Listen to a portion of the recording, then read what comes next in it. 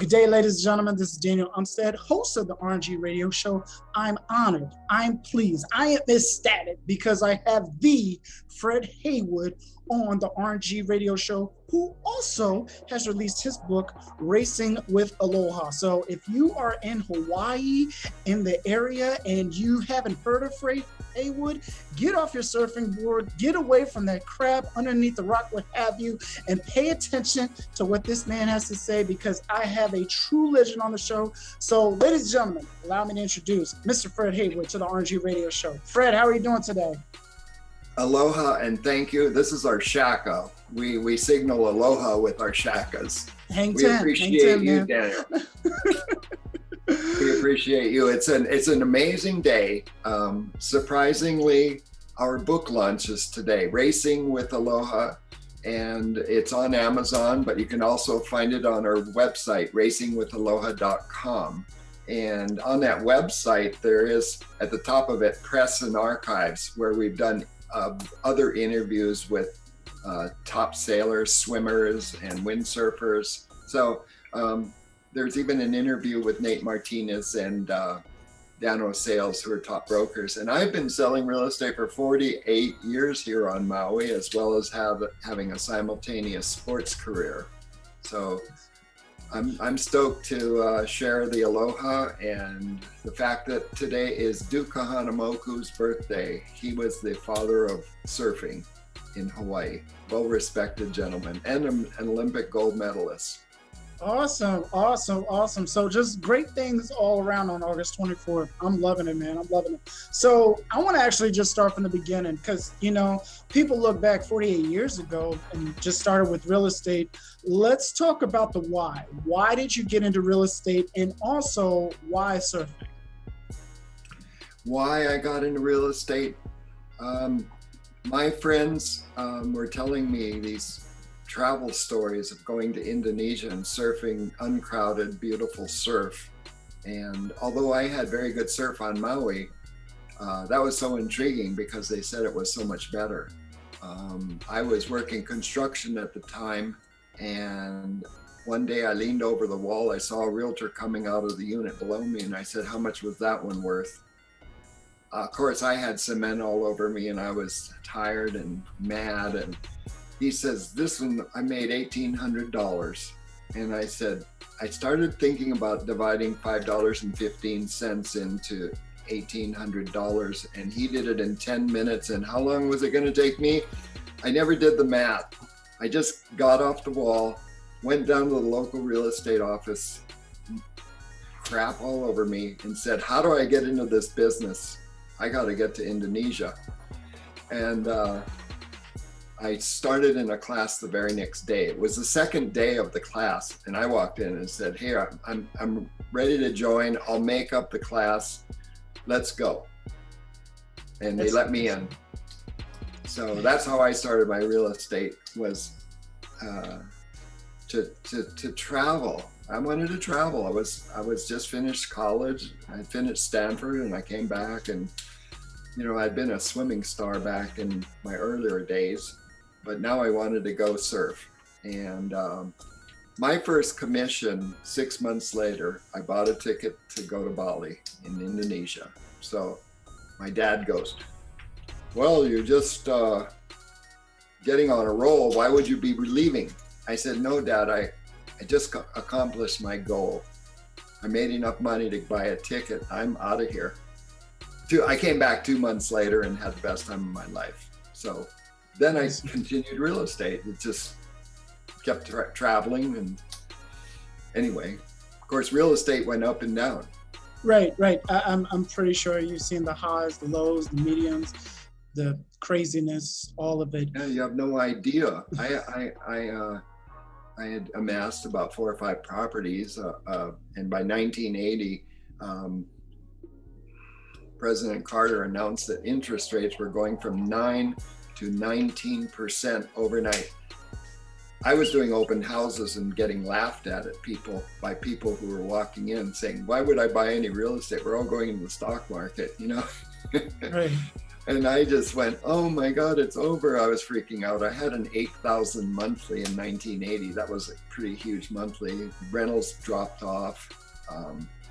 So within about 10 days, I put all my properties up for sale at 6% commission to the outside broker and sold them all in 2 weeks. And it took 3 years before people got back to my pricing, but I couldn't have afforded the monthly. So you've got to move for real estate, when it changes. Right now, it's such a terrific market. I would love to retire, but I find myself real tired just doing the business because, we opened 5 escrows last week and closed one. And it's just my girlfriend and I doing the business. So we're happy to be still thriving. That's awesome. Now, because a lot of people, and especially with COVID going on, I'm pretty sure you probably sneezed at that like, this is nothing. What kept you going, throughout all those years where it was like you were at your lowest point, the crazy interest rates, during the Carter era? Like, what led you to, just want to stay with real estate and not want to go back to go to a 9-to-5 job or a corporate job? Yeah, well, what was interesting is, just after that happened, 2 weeks later, my brother crashed in an auto accident in 1980. And I said, I want to take a little bit of a break because I'd been selling real estate from 73 to 80. So I said, I went to a party, I was with my friends, and I had just been introduced to windsurfing through the inventor's son and his friends. And they had moved to Maui, and it was quite an exciting time, and surfing related so much to windsurfing because we just stuck a sail on the boards. So after my brother died, I said, gosh, what would my brother want me to do? He wouldn't want me to grieve over his passing. He would want me to make my life better. And I said, I'll open a windsurfing shop, Sailboards Maui, 1980, 81. We opened up and we started going to the beach every day. So 3 years later, I set a world speed record on a windsurfer in Weymouth, England, and that pulled me right up to the echelons of the sport, got sponsored. 4 months later, in 1984, I rode what was called the biggest wave in the world at the time.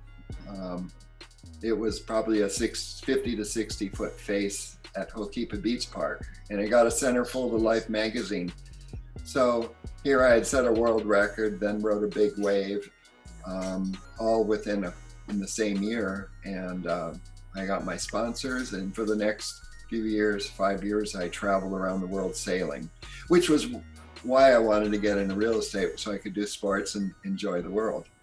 So I've done a lot of traveling, and I wanted to write this book actually before this time I'm talking about. In 1966, I took a trip across the US on a Greyhound bus. For $99, you could go the same direction for 30 days. So I went on a swimming trip with the swim club from Hawaii, and the coach was Suichi Sakamoto. And some of you may have heard of the 3-year swim club where they trained, Suichi Sakamoto trained kids that were in the plantation camps working in the sugar fields, taught the kids how to swim in the irrigation ditches. So they swam up current in the irrigation ditches, and eventually had some of them win Olympic medals, gold medals. So quite a story.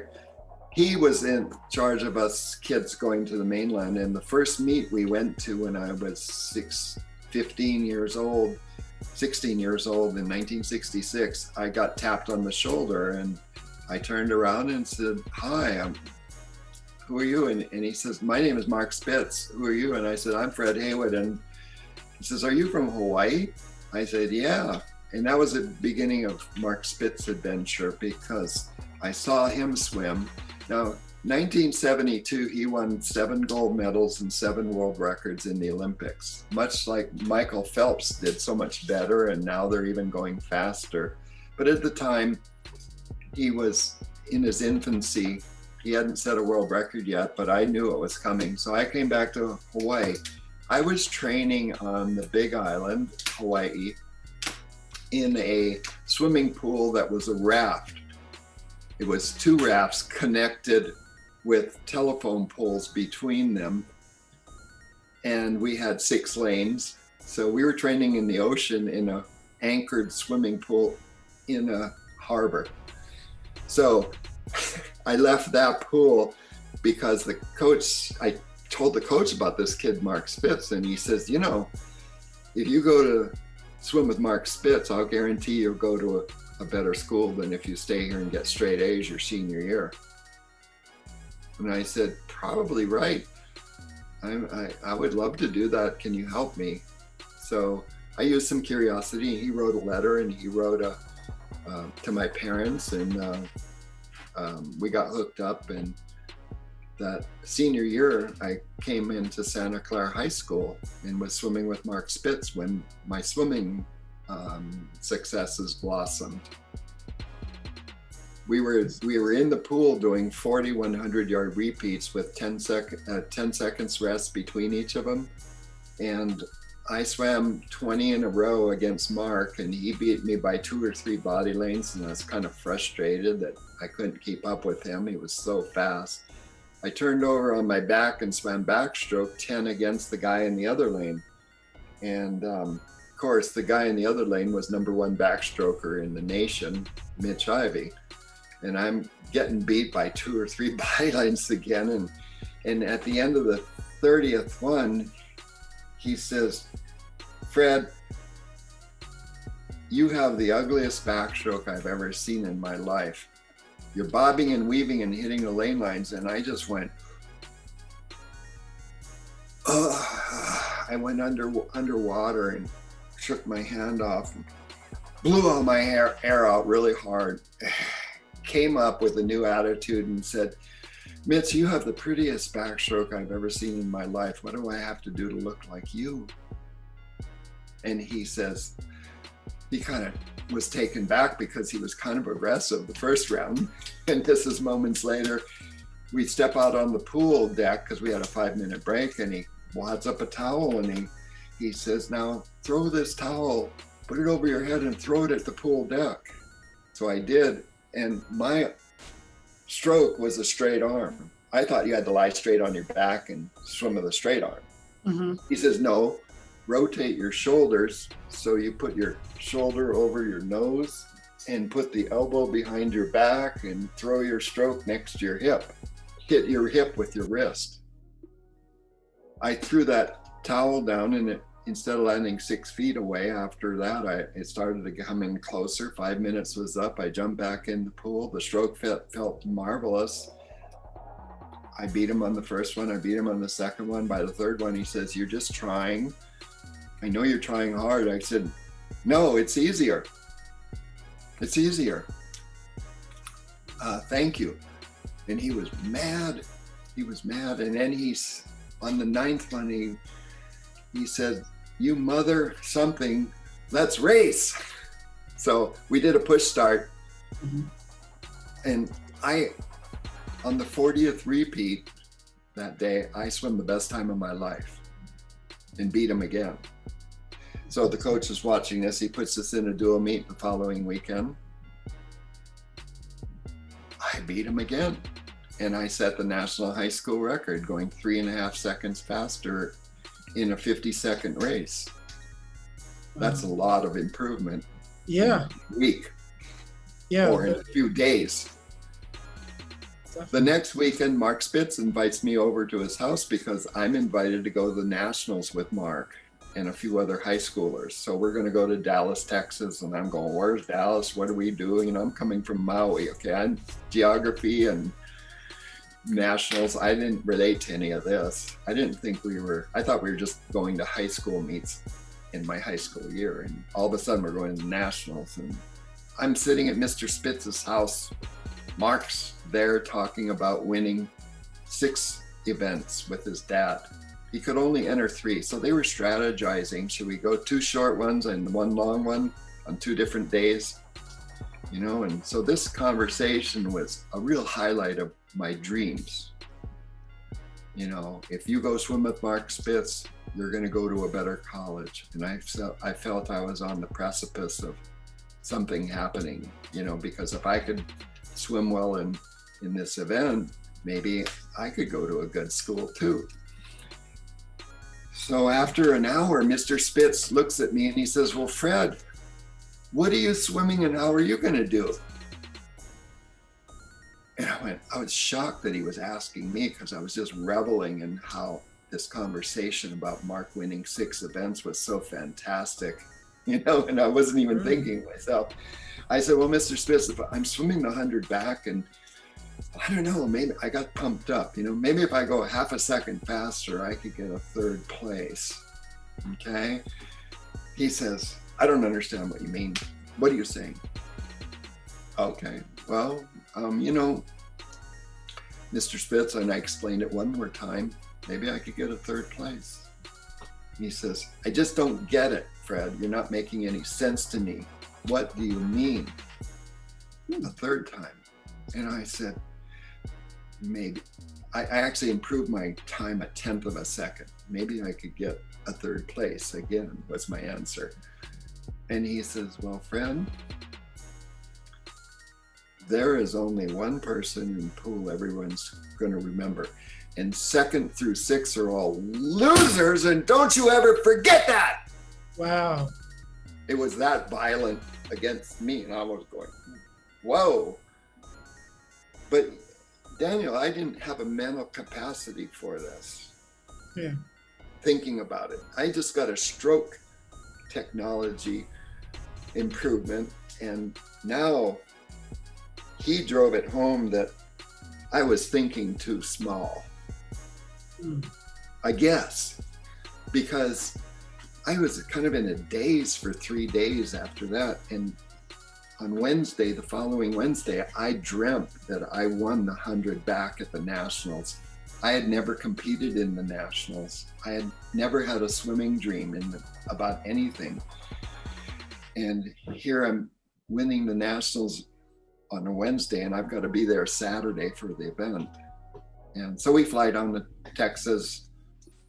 I end up swimming a 1.5 seconds faster and winning the race to be #1 swimmer in America in backstroke when I was 17. So not only did I get to go to a good college, I probably had 20 plus full rides offered to me.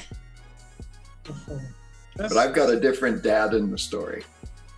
Let me tell you about my dad. Yeah, definitely. I won the Nationals, and Sports Illustrated is interviewing me, and I'm talking story, and they say, hey, you want to make a call to someone? You're from Hawaii, so sure, I'll call home and see what's up. Dad, hey Dad, I just won the Nationals in the 100 back. He goes, what's that, a high school meet? I go, no Dad, it's everybody. Isn't it great? He says, well, what's great about it? I said, I don't know, Dad. Everybody's slapping me on the back and telling me it's great. I'm just repeating what they're saying. Yeah. He says, well, Fred, it's over now, isn't it? I said, yes. He says, well, I just want you to know all that because I'm really proud of you. And that was a great job. Thank you for letting us know. I love you. He was a humility kind of a dad. We would joke at the table, we would laugh, we would tell silly jokes all night long with everybody at the table. Everybody would have a sore stomach from laughing more than eating. And that was my dinner table. Now I went to Mark Spitz's dinner table and I got a feeling for his dad, who winning is everything. I remember coming home and telling everybody I won an NCAA championship at the dinner table. Of course, my brother goes, oh, the big swimmer now. Whoa, can I have your autograph? That was our table. It was a different table. So I had this yin-yang situation between dads. But I learned a lot, Daniel, and even in real estate. If you want to get good in real estate, you better find out where the eagles are. And who are the eagles in your district? Who are the eagles in your country?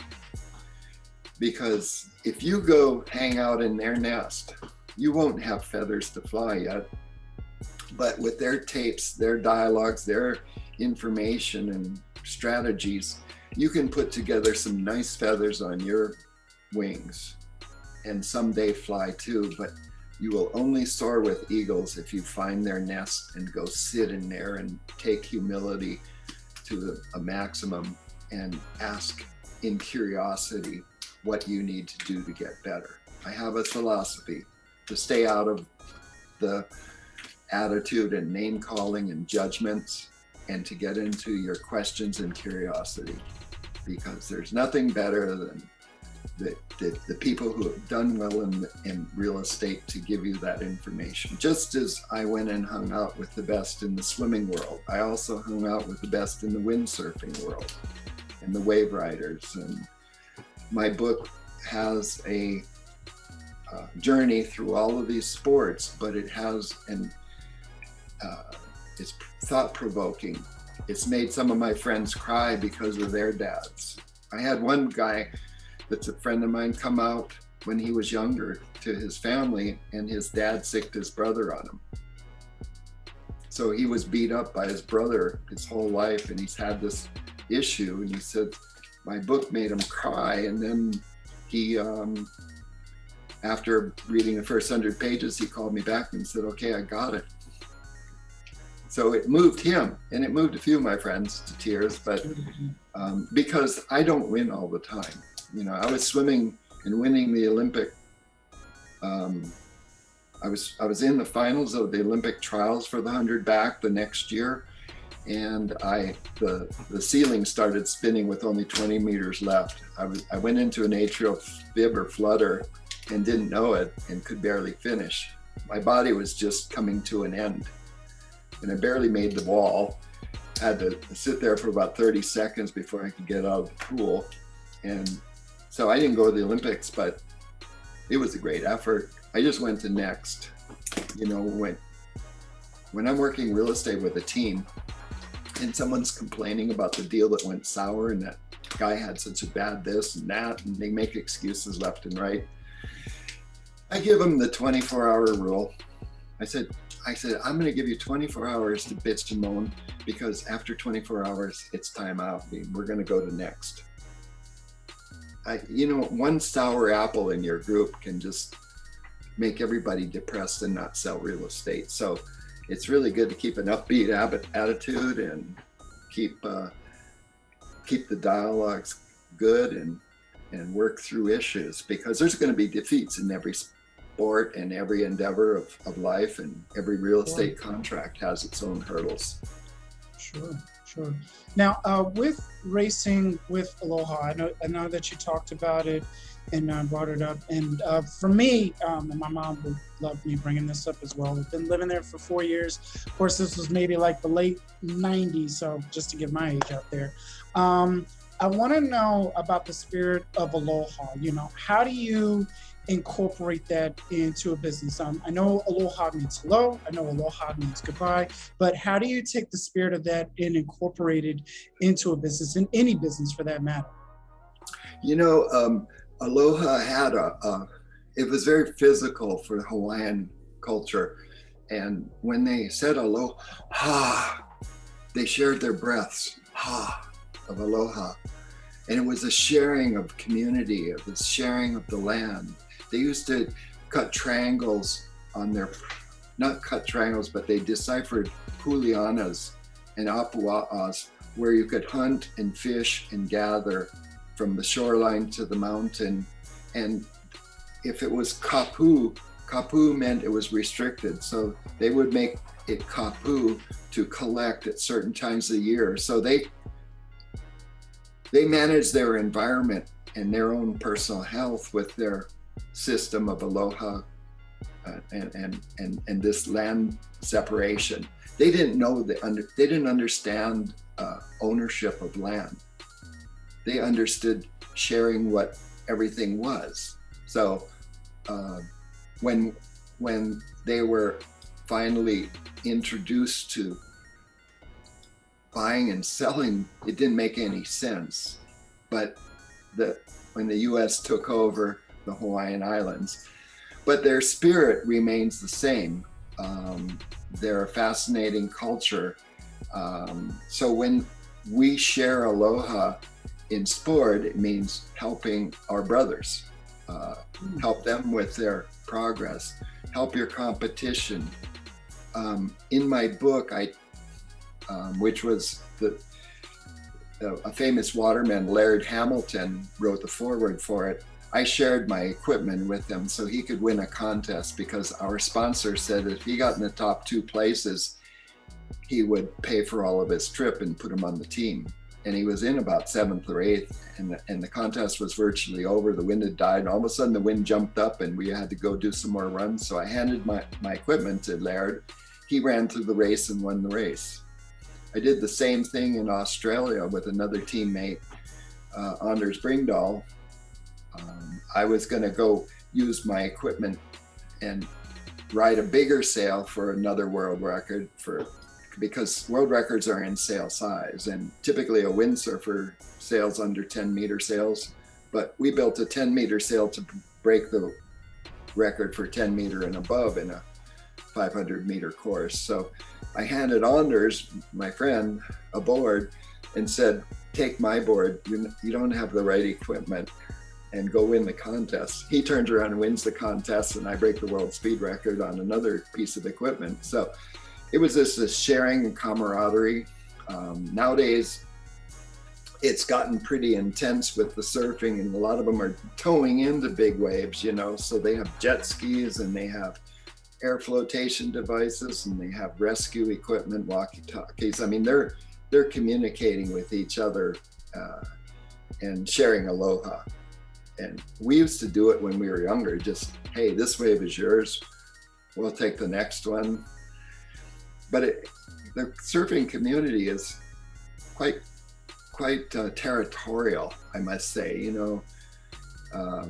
You go out to some of the better surf spots around the islands, and you'll see 20 to 40, 50 people in the lineup, all close proximity, and there's a pecking order. Usually the strongest and the best surfers are getting most of the waves, or the loudest and most obnoxious and aggressive get a lot of waves too. But sharing the aloha is just cooling your jets, trying to make it through this life of fear and mistrust going on now, and turning that around. There's COVID is just, and perhaps partly due to some political reasoning, it's just flip-flopped aloha. And a lot of people have gotten more self-centered and about their political beliefs and whatever. And I say, well, in the end, nobody's going to be here. Why don't we just share this while we go? We have more tourism than ever in Hawaii. And I say, well, it's coming on. It's coming on strong with everywhere around the world because people want to travel. So we've just got to learn to share it. And so somehow slowly regulate it so it doesn't get overwhelming. But hey, real estate's been really good. I know you have a realtor base here listening. So I'd like to step right back into some real estate with you. Yeah, definitely. So for you doing it so long, and because I do got to wrap up here, what tips can you give to, I want to say like the brand new ones, because I'm always coming across, brand new realtors. I'm coming across the ones who either trying to get into wholesaling, they're trying to get into fix and flips or turnkeys, what have you. It's 2021, we're somewhat coming out of this pandemic, what have you. But what advice would you give to somebody who's just starting off?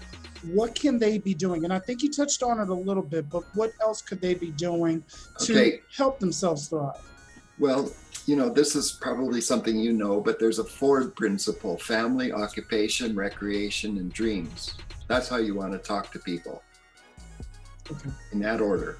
First talk about their family, then talk about their occupation, then question about what the recreation is, then ask them about their dreams. Because if you can get them talking about their dreams, you can get them talking about the way they're feeling. And you need to sell people through their feelings. You can sell them with statistics, you can sell them with view, but you can hook into their feelings. And Ford will get you on the friendship basis. And if they call you and say, hey, what is the price of that home? There are only two ways to answer your first real estate questions, and it's area and price. If you just focus on two things at your beginning of your career, and remember AP, area, price. If they ask you price, you give them the information that house is for sale for $450. Is this the area you are looking to buy into today? Now, it's really important to say, is this the area that you are looking to buy into today, in back of answering the question? Because then they'll say yes or no, right? Mm-hmm. You want to know whether you're going to get them in your car. You do not want to be a Pop-Tart realtor and say, the price is $450, can I show you it in an hour? That's a Pop-Tart because you didn't qualify. Remember, start with area and price. If they ask for price, you give them price, and then you say, is that the area? Now you're looking with urgency too, that you are looking to buy into today. And they go, well, yeah, we're thinking about it, and that is the area we like. Well, if that's the area you like, is that the price range in which you are looking to buy into today? I'm repeating myself, aren't I? Mm-hmm. I'm asking for urgency again, because I want to know if they're urgent enough to put in my car. Do not forget price and area as your first areas of questioning, because you can do the Ford with them and talk story, but they asked about price, so you ask them if that's the area they're looking to buy into today. And then when they answer that, you say, well, is that the price range you're looking to buy into today? You've got a pretty good handle on them right now. If they say yes, yes, then you say, are you pre-qualified? Do you have to sell to buy? You know, you want to check out their means, right? And then you say, well, tell me, that's great. You're pre-qualified, good, and you've already sold your house, so you've got plenty of dough. Are you locked into any agents out there? Right? You know, these buyer agreements. I've never signed a buyer agreement. I don't think we own anybody, so that's my point. But I can bedazzle people with my information. You really need to know your community. You need to know the schools, the hospitals, the commutes, you need to know the neighborhoods and have a few war stories for them to share. But you might ask them along after, if they're pre-qualified, you might say, you know, I think if you really want to see that house, give them a choice of times rather than say, would you like to see the home? Say, hey, would 10 o'clock tomorrow morning or 3 o'clock in the afternoon work better for you to see that home tomorrow or today? You give them a choice. You don't ask them if they want to see the house. It's much easier to commit to a time on a choice than it is to whether or not you're going to, you know, get into the car. And then you can ask them a bunch of other questions that are pertinent, but the most really good question to end up with is, well, Nathaniel, is there anything that I haven't asked you that I should have asked you that would further help me understand your situation today? I didn't understand why a guy wanted to look at $1 million house one day and he wasn't working. And I asked that question and he says, yeah, I won some lottery money and I have the cash. But I wouldn't have known it. You know, there's death, people die, you get inheritance, there's divorce, you have to sell a house, there's empty nesters that are moving, you know, they have to sell and buy. There's many reasons to be dealing in real estate. You just got to be a prospector of those situations and then know how to see where the gold is by your questioning. I used to get in a room with other agents and wad up a piece of paper and say, how much is that home that's for sale? and they couldn't pass back the paper unless they'd ask me a question. He who asks the question is controlling the conversation.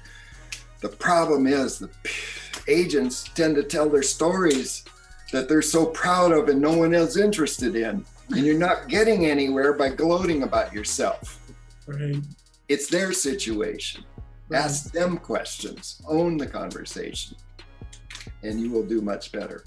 And if you get into trouble in real estate and someone's crying about the deal that you're in on with them, you go, I have a feel, felt, will feel response.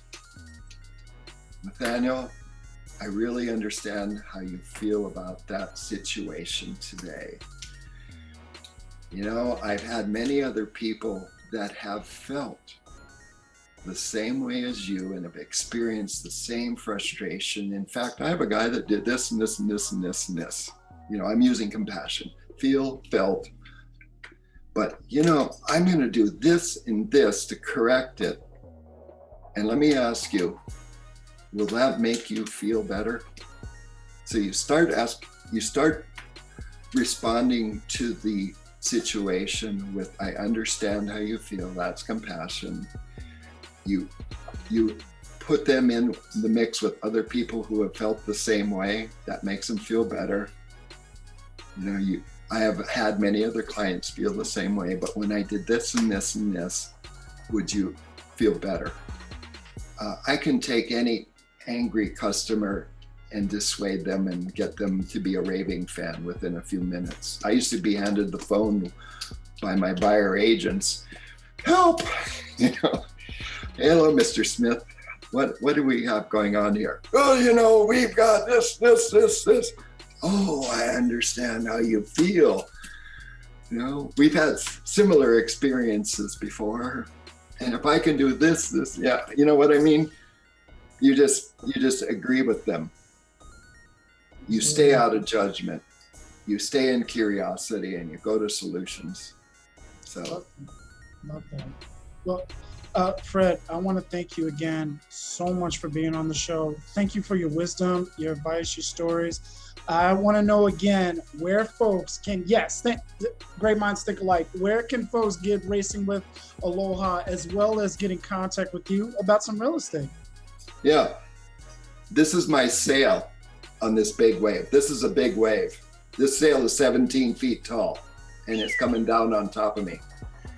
This book is on racingwithaloha.com. You can go to racingwithaloha.com, and if you go to the top of it, you can go to press and archives section and take a look at some of the other interviews in real estate with some real estate greats, and also a lot of interviews with watermen that have really good philosophies. But you can order it there. There are prizes there for people. We're giving away some books and some Maui Jim sunglasses. I'm not exactly sure. I'm letting the team run that. And you can also order it on Amazon, but why not put in an order on a place you might win something more valuable. So Absolutely. racingwithaloha.com. And if you want to talk story with me in Maui, my email address is fred@fredhaywood.com, and it's Fred Haywood Realty. So we would enjoy anybody passing on the good comment or information, or if you need help with language skills or something, feel free to email me and I'll help you as best I can with any situation you might have out there. Awesome. I'm a bucket of knowledge. And I appreciate your time today for it, man. Thank you again so much. As always, hang 10, and we'll definitely be talking soon, man. Mahalo, and good luck to you with everything, and I appreciate being on the show. Aloha. Thanks. Aloha.